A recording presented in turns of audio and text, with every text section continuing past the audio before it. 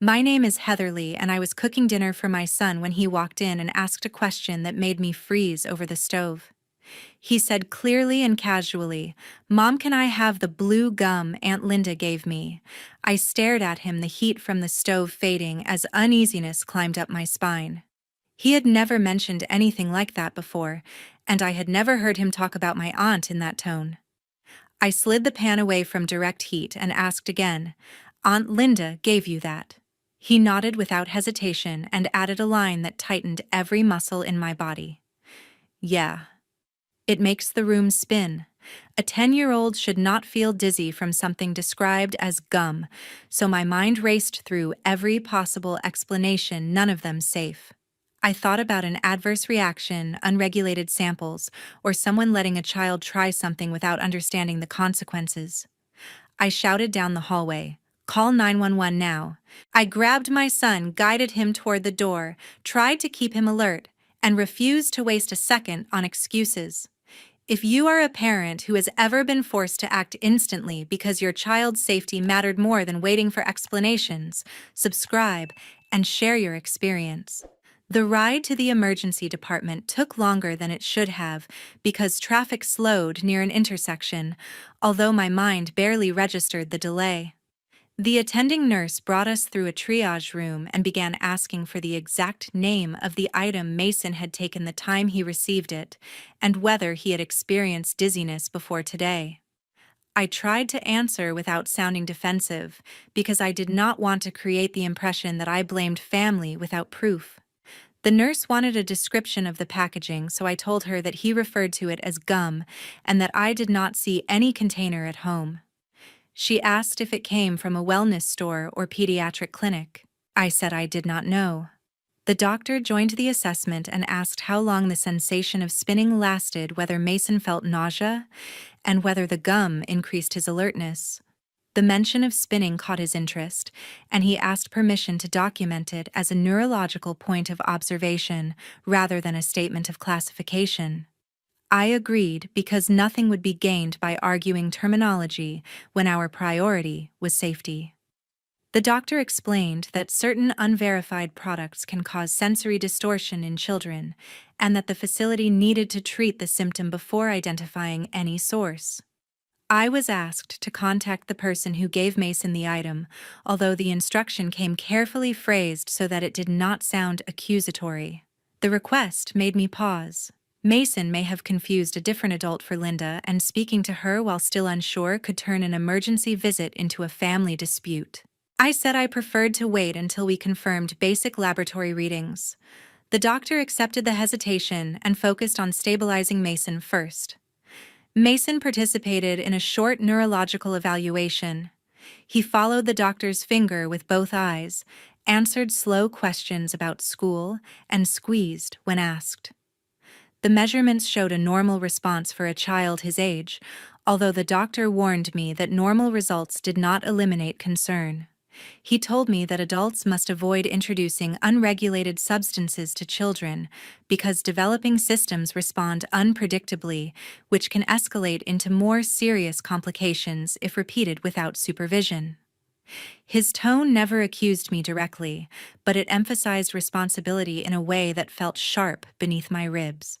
The doctor then asked a question that altered my internal balance. He said, "Who gave him that?" The sentence came without frustration, yet it pressed against the uncertainty I tried to ignore. I understood the implication. If Mason received something today, then someone made that decision, and hospitals require accountability because ambiguity prevents treatment. I could not claim ignorance without sounding negligent, yet naming Linda without certainty could damage trust. I told the doctor that Mason mentioned a relative and that I needed time before identifying them. He wrote a note into the chart without visible judgment. Mason remained in observation for a period while the doctor monitored his pupils and hydration. When he no longer expressed visual distortion, we were released with written instructions. The packet warned against providing minors with supplements that lacked regulatory approval, encouraged reading product labels, and advised parents to dispose of unidentified items rather than keep them for casual access. The final page instructed me to return immediately if Mason experienced renewed spinning fatigue, shortness of breath, or headaches. Leaving the emergency department did not relieve uncertainty. The medical staff provided competent care, yet none of them could answer the question that followed me into the parking lot. Someone handed Mason something that altered his senses. If it came from Linda, then a conversation awaited. If it did not, then either my son misremembered or someone acted without permission. The instructions in my hand reminded me that adults must intervene before misplaced trust becomes risk. The air outside felt heavier than the drive in because I now carried the responsibility of sorting truth from confusion. I guided Mason into the car, helped him fasten his belt, and started the engine. The possibility that he might minimize the event frightened me more than the hospital tests. I needed clarity, yet I needed calm. Until I confirmed what he received and who provided it, hesitation remained necessary. The drive home felt longer than the arterial route on the map because uncertainty stretches distance. When we reached the house, I understood that this night marked a line between assuming safety and verifying it. One day after the hospital visit, I tried to settle my thoughts before making any phone calls because I wanted to avoid sounding accusatory before having actual information. I waited until Mason finished breakfast and his energy looked normal enough for me to leave him with a neighbor, and only when I stepped outside with space to breathe did I dial the number belonging to Linda, who had always enjoyed positioning herself as the carefree relative nobody should question. I introduced myself with a steady tone and told her I needed a moment to discuss something involving Mason because I wanted to understand whether she had recently given him anything he might have misunderstood as gum. The silence on the other end lasted a little longer than usual, and when she finally responded, her voice had that familiar casual lift that suggested nothing in the world could possibly warrant seriousness. She told me that Mason probably grabbed something silly from the kitchen counter, and she claimed that children often make up phrases when they want attention. I repeated the same words Mason had used because I wanted accuracy rather than interpretation. I told her, "He said it makes the room spin." Linda responded with a small laugh, suggesting that Mason probably meant he felt excited or dizzy from running around, and she implied that interpreting childhood exaggeration as a medical problem showed a lack of maternal composure. I tried to push the conversation toward factual clarity because the hospital staff wanted source information instead of emotional evaluations. I asked her whether she had recently brought anything labeled as supplements, wellness samples, or unfamiliar candy, and whether she remembered handing Mason something that could create a noticeable physical sensation. Rather than answering directly, Linda's tone shifted toward light dismissal. She advised me not to turn minor behavior into a household drama and suggested that parents who constantly evaluate risk end up raising anxious children. She ignored the part about hospital monitoring, which forced me to take a slow breath and decide whether further questioning would lead anywhere productive. My initial frustration evolved into a form of pragmatic observation. Linda preferred interpretations that protected her self-image rather than information that required accountability. She did not ask about Mason's symptoms, nor did she show interest in medical recommendations. She moved the topic toward personality judgment, suggesting that Mason gravitated to her because she represented freedom from structure. The implication was subtle, but persistent, as if a lack of supervision deserved praise rather than caution. I realized that pressing for explanations would only encourage Linda to frame me as someone who created tension when none should exist. I thanked her for taking the call, even though the conversation provided nothing measurable. My goal never involved blaming her before confirming evidence. What I wanted was confirmation about products, and what I received was commentary about childhood imagination.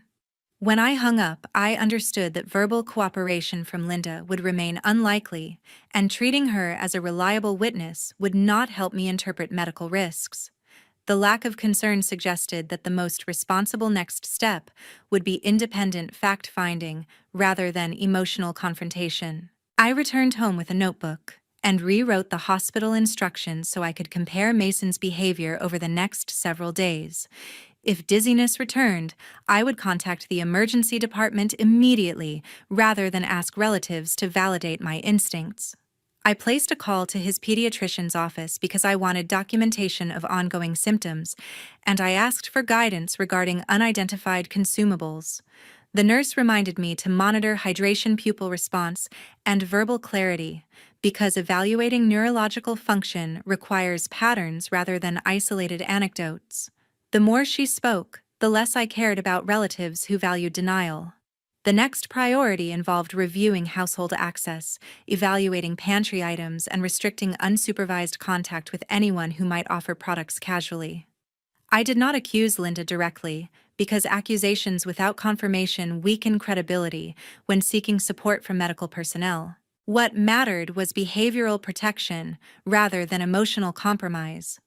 That afternoon, I watched Mason complete his math worksheet with a consistent attention span, which reassured me that no immediate neurological decline existed. Concern remained, however, because recovery does not confirm origin. I understood that families often protect comfort rather than truth, and I recognized the responsibility of documenting every occurrence myself. A few days later, I sat at the dining table with my laptop open and a document pulled up that listed the balance history for Mason's savings account because the emergency room discharge note instructed me to monitor anything he might have consumed and also watch for behavioral shifts that could point toward exposure to something that had a physiological impact. I scrolled down through the most recent entries, expecting nothing more than the usual deposit from the small allowance I gave him for chores. But my eyes landed on a withdrawal, marked as a fee for a supposed health sample. Mason did not have the authority to approve transactions from this account, and I had never connected him to any program that would authorize funds to leave without explicit parental consent. That moment sent a cold feeling down my spine because it was the first concrete financial sign that something was happening outside my view. I enlarged the entry on the screen, reread the words that attempted to label the withdrawal as something legitimate, and connected the dots that had been circling in my mind since the night in the kitchen when Mason said the phrase that had changed everything. I refused to make assumptions without evidence, so I clicked on the contact information tied to the transaction and recognized the last name immediately. The record referenced someone I knew well, and it became clear that the person to ask was my cousin, Bruce Carter. I dialed his number, waited through a long ring cycle, and introduced myself without raising my voice. I said that I had discovered a withdrawal from Mason's savings account that listed a health sample fee, and I wanted clarification before involving the bank. Bruce gave a low laugh that suggested he did not take my tone seriously, and told me that it was nothing more than support for a trial Linda was helping push through her professional network. His tone sounded like someone who insisted that helping family meant endorsing side ventures without asking questions, and he described it as an opportunity that should be appreciated. When I reminded him that Mason was not of legal age to authorize financial participation in anything resembling a trial, he responded with a line that dismissed the entire concern. He said that nothing was wrong, and that I should avoid adding stress by overthinking a harmless contribution. I drew a breath, chose not to raise my volume, and explained that minors could not be used as financial channels to support adult experimentation in wellness fields because the law required consent oversight and transparency.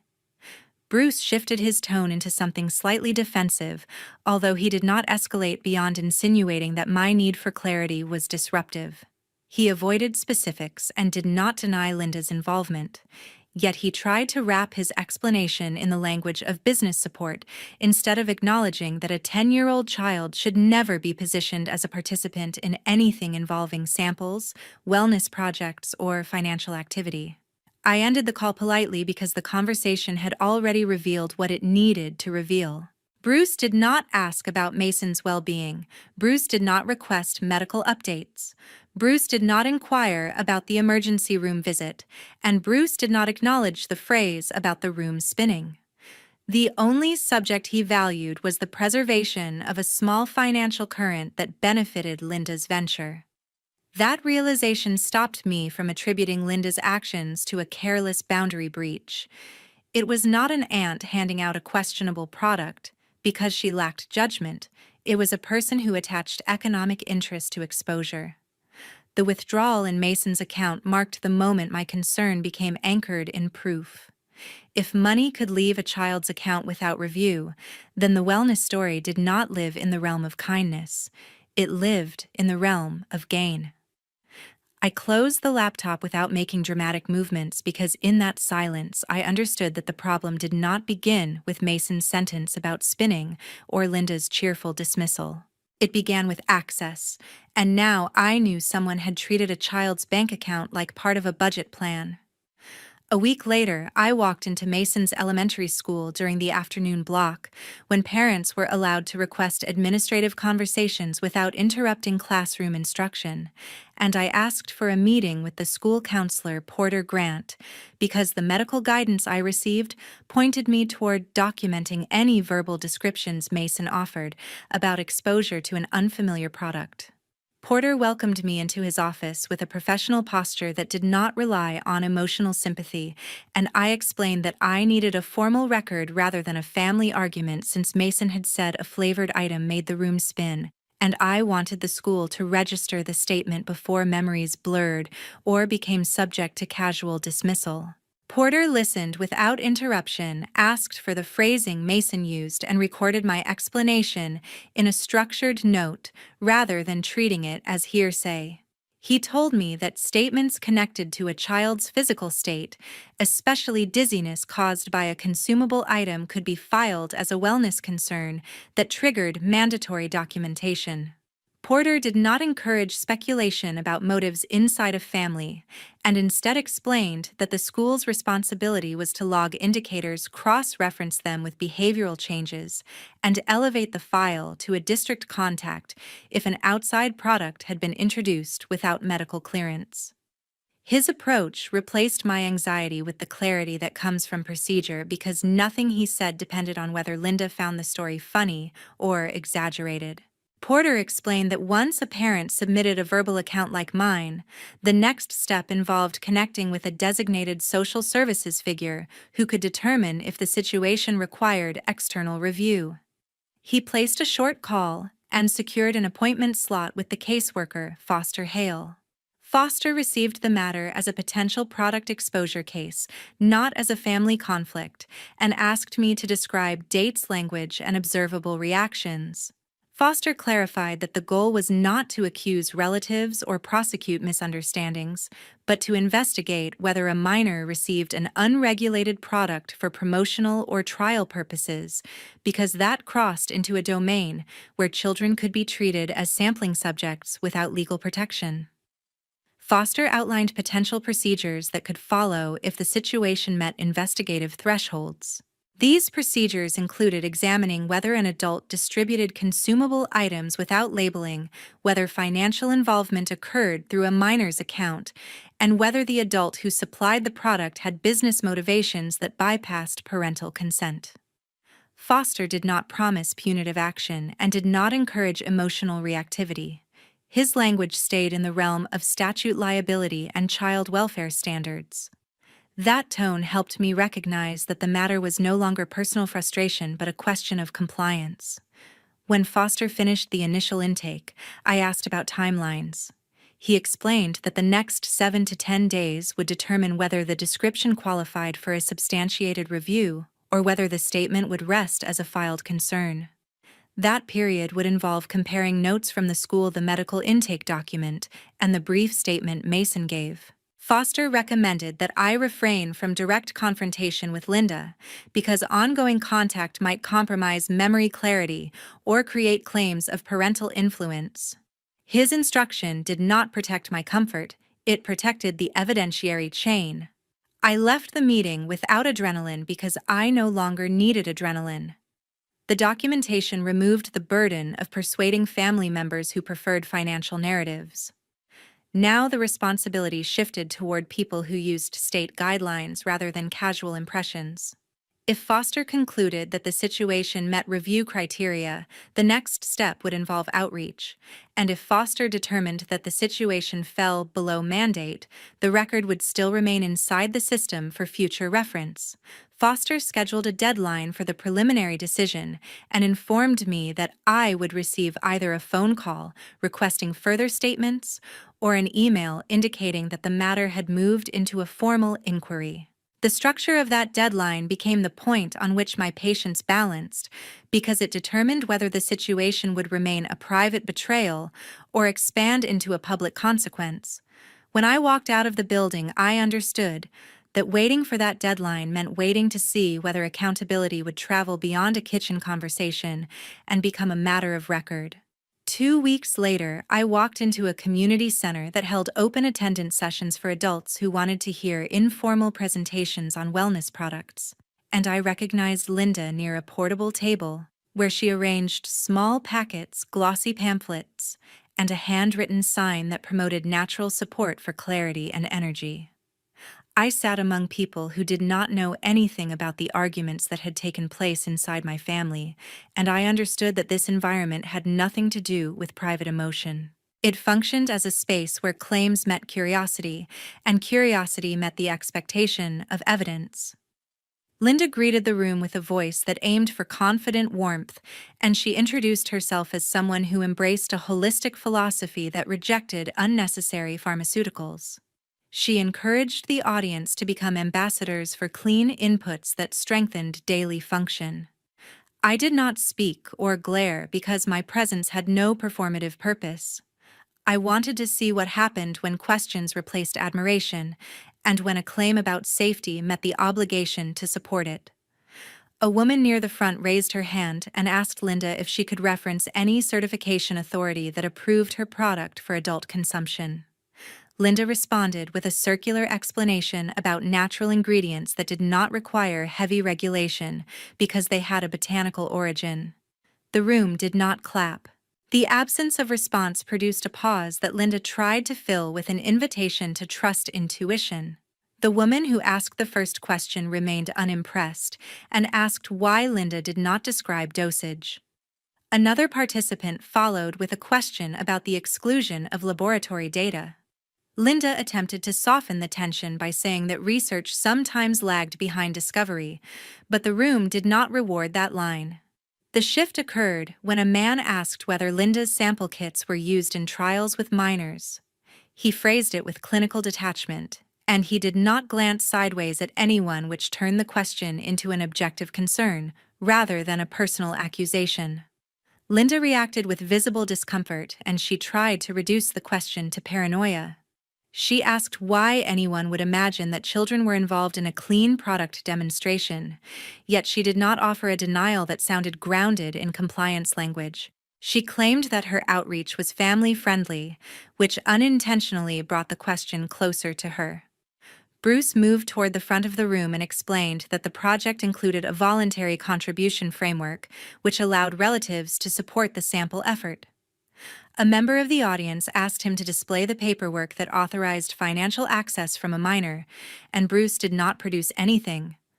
A different attendee asked whether Bruce could confirm parental consent forms.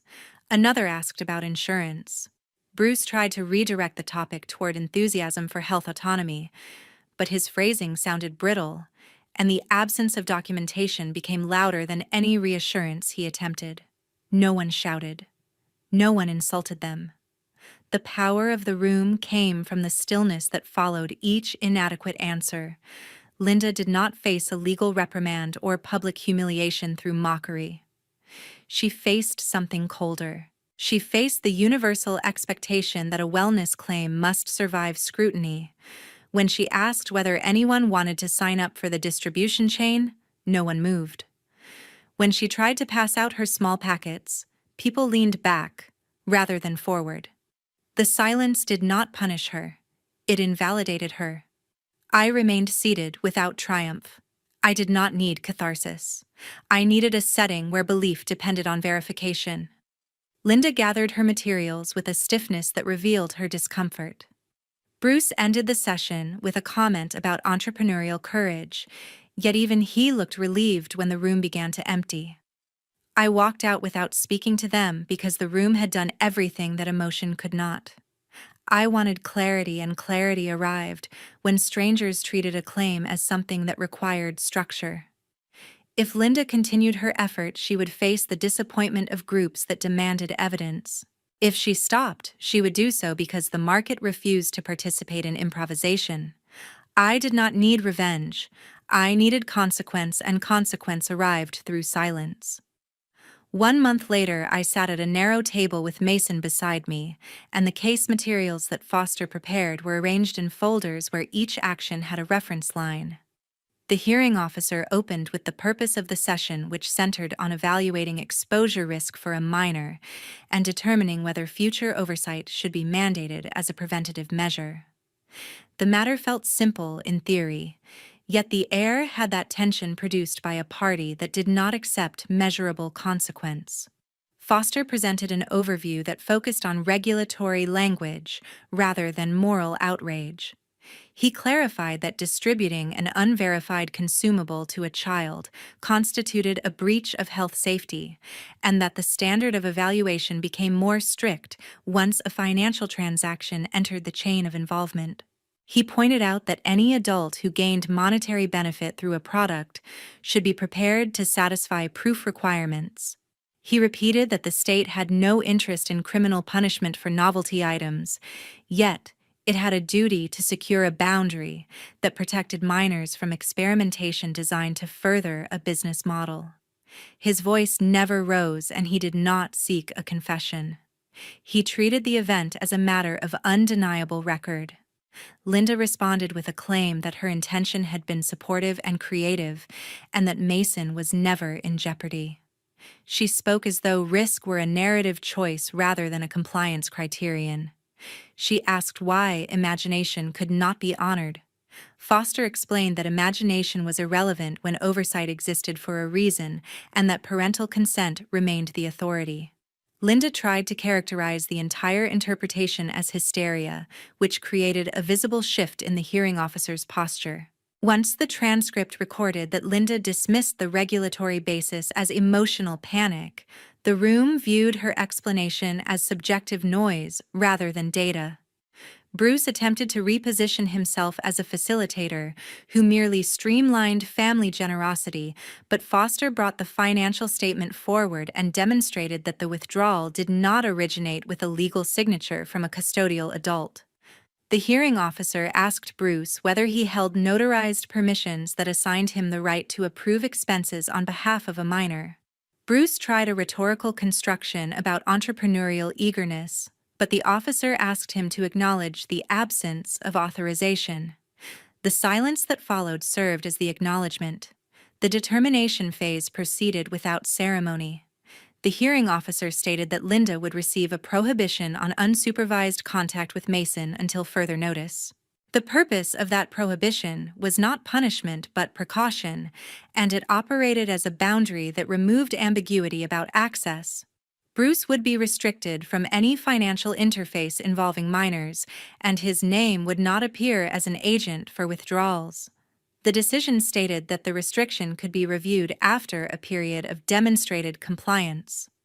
Foster described that structure as a no-contact guidance that prioritized safety without enforcing punitive stigma. I was not told to apologize or provide emotional closure. I was simply granted the authority to maintain a boundary without negotiation. Linda reacted with a glare that carried more disbelief than heartbreak, and she asked how a family could participate in a system that refused to trust goodwill. The officer reminded her that goodwill was not a credential. She requested an exception for casual visits, yet Foster clarified that unsupervised access would violate the directive. Her posture stiffened in the way people brace against humiliation, yet no one mocked her. The decision did not scold her. It only removed discretion because she proved unable to exercise it responsibly. The session ended when Linda signed a copy of the acknowledgement form. She signed it with pressure that bent the pen, and Bruce read his section twice before placing his signature beneath language that eliminated his financial pathway. Their reactions did not change the ink. The authority did not belong to belief. It belonged to compliance. I left the room with Mason, and I did not feel triumphant or vindicated. I felt the steadiness that arrives when a system converts risk into structure. The consequence was not theatrical, it was administrative, and administration often succeeds where emotion fails. Months later, I understood how distance could mature a wound into a boundary. Mason adjusted to that transition with a quiet pace, although it took time for his vocabulary to reflect a sense of safety rather than curiosity. He remained aware of how adults could influence his access to novelty. His attention now centered on school weekend exercise and short routines that helped guide his energy into predictable comfort rather than anxious anticipation. He stopped referring to the blue gum after the first few weeks, and that silence carried a form of closure that none of us had to orchestrate. I encouraged new habits in our conversation shaped around simple talk about ingredients, store labels, and visible logs of where things originated. When I handed Mason anything unfamiliar, I asked where he saw it, who mentioned it, how he interpreted the purpose, and what he assumed about its effect. He responded without dramatic tension. He allowed those questions to settle through his own sense of control. Sometimes I noticed that he paused whenever a colorful item appeared in a shopping aisle, although he no longer demanded access the way he used to. He compared wrappers, nutritional notes, and error-free spelling. Those small acts helped him navigate information without falling into blind trust. Silence from Linda continued. That absence did not create longing. It produced structure. I no longer checked messages from Bruce for hints about requests or financial concerns. There was nothing to respond to. The legal guidance outlined in the decision did not require mediation or apology. It did not push me to reframe the memory as a misunderstanding. It acknowledged a threshold between choice and accountability. I followed the instructions without resentment. The no-contact guidance did not function as a punishment for any of us. It ensured that Mason could develop under clarity rather than persuasion. I observed how households tend to reorganize themselves when incentives disappear. Linda had no access to a child she attempted to influence. Bruce carried no authority over accounts that did not belong to him. Their silence indicated a recognition of limitation. If emotional protest had remained a priority, I would have heard it. Instead, I received nothing. I accepted that outcome because quiet can replace conflict when the structure does not require reaction. I did not discuss any of these details with Mason. He did not require explanation. He only required attention from a parent who monitored risk with steadiness. Several months passed before I recognized the subtle emotional shift that followed the hearing. My appetite for confrontation disappeared. I no longer rehearsed arguments in private thought. I stopped evaluating how Linda might redirect blame. There was no longer an audience for justification. Absence erased that need. I measured progress through Mason's language. One afternoon, he mentioned that a classmate offered a chewable supplement during recess. He declined. He said he did not know the source. He said that he did not want unexpected consequences. His voice remained calm. I congratulated him without turning the moment into moral theater. That restraint carried meaning. He understood his freedom without associating it with shame. Eventually, I recognized that my definition of family adjusted itself. I no longer described Linda as a relative whose presence deserved accommodation. She made a choice that prioritized personal opportunity over a child's safety. That choice transformed her identity in my mind. I did not need to label her. I did not need to correct her. I simply removed the emotional title from my vocabulary. Bruce faded in a similar pattern. He did not attempt to defend a privilege that no longer existed. He did not attempt to negotiate. That simplicity felt conclusive. Over time, I experienced gratitude for the absence of explanation. When adults choose to protect a child, they do not require approval from those who jeopardize that safety. They require consistency. I reinforced my boundaries through daily habits. I preserved documentation receipts, appointment summaries, and label screenshots. I taught Mason that curiosity only works when supported by verification. He enjoyed the structure because it gave him a map. He asked questions without fear of rejection. He learned how to evaluate rather than absorb. Those changes proved more valuable than punishment. I did not reclaim Linda as family, not because of anger, but because family should reflect reliability. If trust fractures, vocabulary must shift with it. I moved forward with a steadiness I did not anticipate. Months created perspective. Perspective created closure. Some boundaries must be established inside a household because not every relative qualifies for proximity to a child's vulnerability. Respect for law is not an inconvenience. Verification is not paranoia. Safety does not negotiate with personal gain. If an adult wants access to a child, they must demonstrate responsibility rather than entitlement. Titles do not exempt someone from accountability. I learned that affection cannot compensate for risk, and silence is healthier than tolerance when trust collapses. Thank you for staying through the final section of this story. I invite you to share your reaction in the comments. When a child's safety is threatened by someone who shares your bloodline, would you remain silent or intervene without hesitation? I want to read every opinion because accountability grows when others refuse to ignore misconduct. Speak clearly. Your voice could encourage someone who still feels uncertain.